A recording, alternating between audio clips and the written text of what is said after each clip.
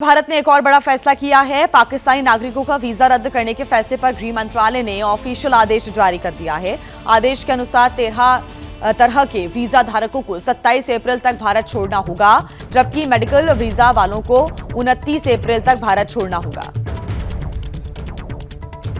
गृह मंत्रालय की तरफ से जारी ऑफिशियल नोटिफिकेशन में साफ साफ बताया गया है कि पाकिस्तानी नागरिकों को दिए गए 14 श्रेणियों के वीजा रद्द कर दिए गए। इनमें व्यापार, सम्मेलन, आगंतुक और तीर्थयात्री के वीजा भी शामिल हैं।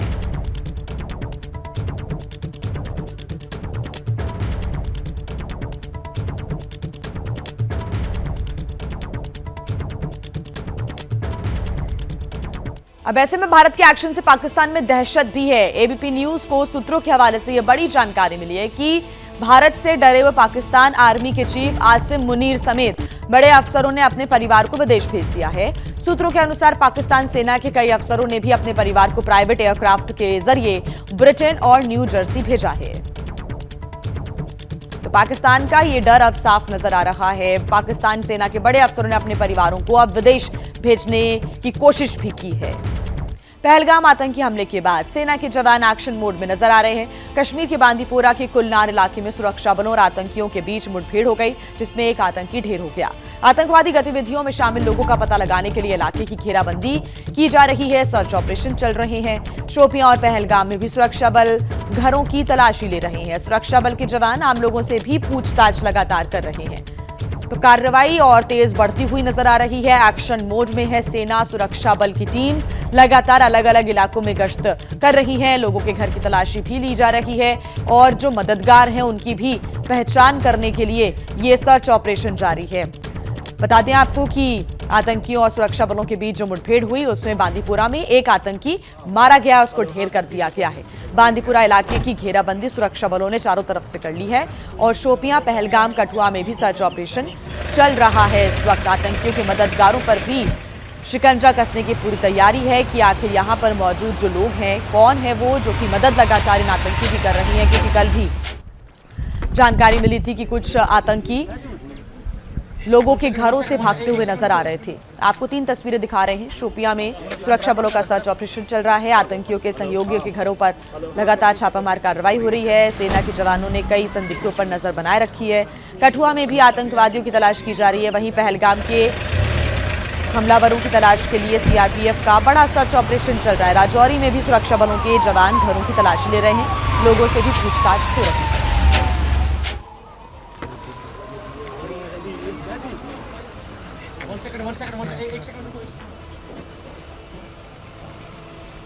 पहलगाम हमले में शामिल आदिल के पिता, 2 सगे और 2 चचेरे भाइयों को पुलिस पहले ही पकड़ चुकी है।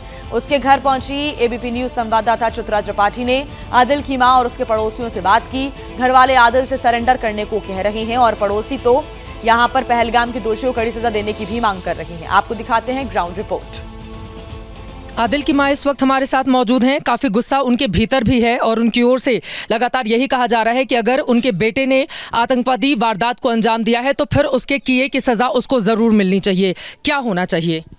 सह गुमत 2018 मज वुनिक तान मे पता कह सह कत क्या सह ना वन यम हो तम मारिक बस पान तिमन पे अफसोस कर तम क्या मारिक बेगाना बाकी मे कुछ पता। क्या बोल रही है? जी मैम, ये बोल रही है कि वो 2018 में यहाँ से चला गया है। वो पता नहीं है कि एग्ज़ाम देने के लिए गया था, उसके बाद से आज तक नहीं मिला है।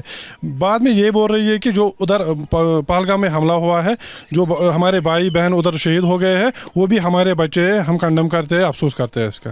क्या सज़ा मिलनी चाहिए अगर आपका बेटा, क्योंकि उसके ऊपर गंभीर आरोप लगे हैं, 26 लोगों की मौत हो गई है, क्या सज़ा मिलनी चाहिए उसको?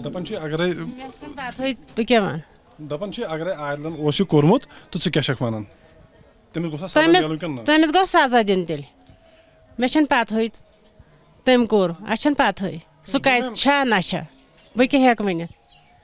जी मैम, ये बोल रही गो सजा दिन यम कोर तमिस गो सजा दिन क्या बेगाना मारिक तम। जी, ये बोल रही है कि ये जो वहाँ पे बेगुनाह लोग मारे गए हैं, तो अगर मेरे बेटे ने ऐसा कुछ किया है तो उसको सजा दिया जाए। 2018 के बाद क्या कभी संपर्क नहीं किया परिवार वालों से? नहीं, आज तक कुछ भी नहीं है। ये खाली यही बोल रही है कि वो 2018 से गायब है। तो इन लोगों ने पुलिस कंप्लेन की, बताया कि वो गायब हो चुका है और वो कहाँ है नहीं जी जानता। जी जी मैम, ये पुलिस स्टेशन में गया, FIR भी बाज़ाब्ता लॉन्च हुआ है वहाँ पे, तो आज तक पता ही नहीं चला है कि वो है कहाँ पे। पुलिस वाले सुरक्षा बल ढूंढ रहे हैं और मिलेगा तो फिर उसको मार भी दिया जाएगा। तो फिर आप तैयार हैं कि 26 बेगुनाहों की अगर उसने जान ले ली है तो फिर उसके साथ भी वैसा ही सुलूक होना चाहिए, क्योंकि पाकिस्तान के हाथ की कठपुतली वो बन गया था।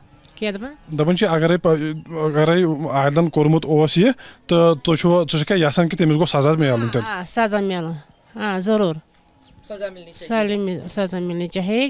कैस बेगाना कैस मारते बेगाना नहीं मारने चाहिए थे, तो वो भी हमारे भाई थे। अगर आदिल ने ऐसा कुछ किया है तो उसको सजा दिया जाए। बिजबेहरा में ये आतंकवादी आदिल का घर है। आप देख पा रहे हैं चारों तरफ से अब जमींदोज हो चुका है, इसमें कुछ भी बचा नहीं है।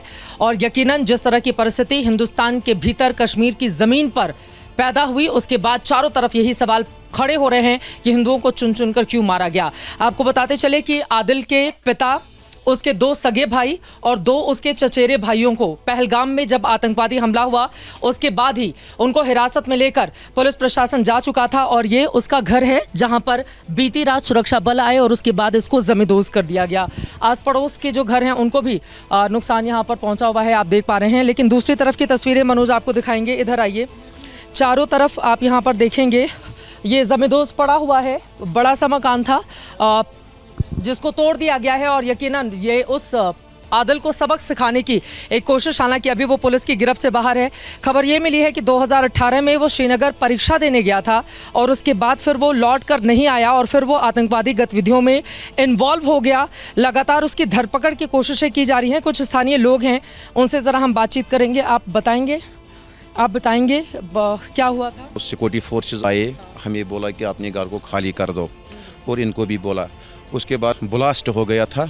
सुबह जब हमने देखा तो ये पूरा मकान बिखरा पड़ा था। वो 2018 में श्रीनगर एग्ज़ाम देने गया था और उसके बाद वो पाकिस्तान चला गया। जी, घर वालों के मुताबिक वो 2018 में वो ये क्या बोलते एग्ज़ाम देने गया था श्रीनगर। उसके बाद वो वापस नहीं आया। किस चीज़ का एग्ज़ाम देने गया था? वो MA परीक्षा का था, लेकिन उसका ये भी मालूम नहीं है कि वो जिंदा है कि मुर्दा है।